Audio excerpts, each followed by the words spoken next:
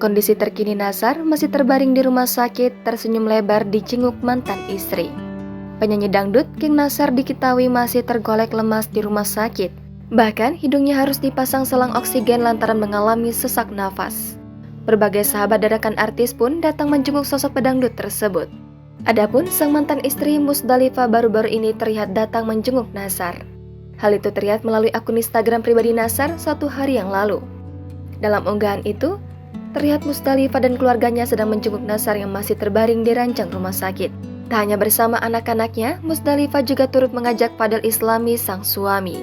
Terlihat Nassar yang menggunakan alat bantu pernapasan tertawa sumringah. Ia tampak memegangi Falhan yang duduk di depannya. Terlihat ia begitu bahagia bisa bertemu dengan putra semata wayangnya. Hal itu berbeda 180 derajat dengan postingan Nassar pada Jumat 24 Maret lalu, di mana ia pertama kali mengabarkan bahwa ia sedang sakit. Di unggahan itu, ia tampak lemas dan pucat tak berdaya. Dikutip dari Tribun Sumsel, diketahui jika kondisi King Nassar sempat drop dikarenakan kelelahan. Hal tersebut diketahui dari Dewi Persik yang terlibat dalam satu program TV dengannya. Dewi Persik juga mendoakan agar Nassar lekas sembuh dari penyakitnya. Mengingat jadwal pekerjaannya yang begitu padat, Nassar pun kini diharuskan untuk beristirahat sejenak dari dunia hiburan.